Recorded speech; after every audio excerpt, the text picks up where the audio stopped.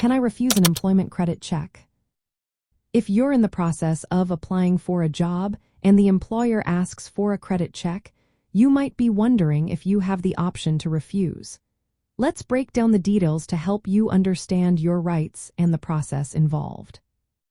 First, it's important to know that employers are required to follow specific guidelines when it comes to credit checks. Under the Fair Credit Reporting Act, FCRA, an employer must notify you in writing if they intend to check your credit and must obtain your written permission before doing so.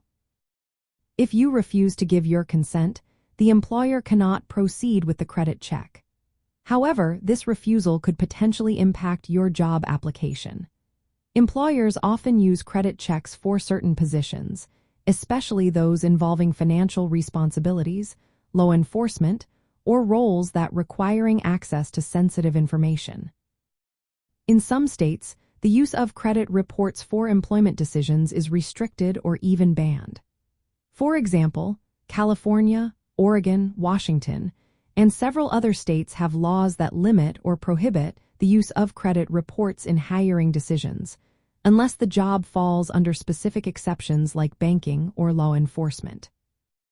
If you do decide to allow the credit check, it's good to know that it won't affect your credit score. The credit check counts as a soft inquiry, which doesn't lower your credit score like a hard inquiry would. If the employer intends to reject you based on your credit report, they must send you a pre-adverse action notice, including a copy of the report and a summary of your rights.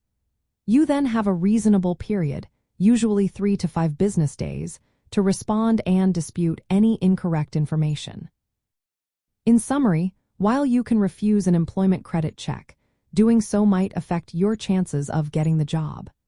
It's crucial to understand the laws in your state and the specific requirements of the job you're applying for to make an informed decision. Always ensure that any credit check is conducted with your written consent and in compliance with the FCRA.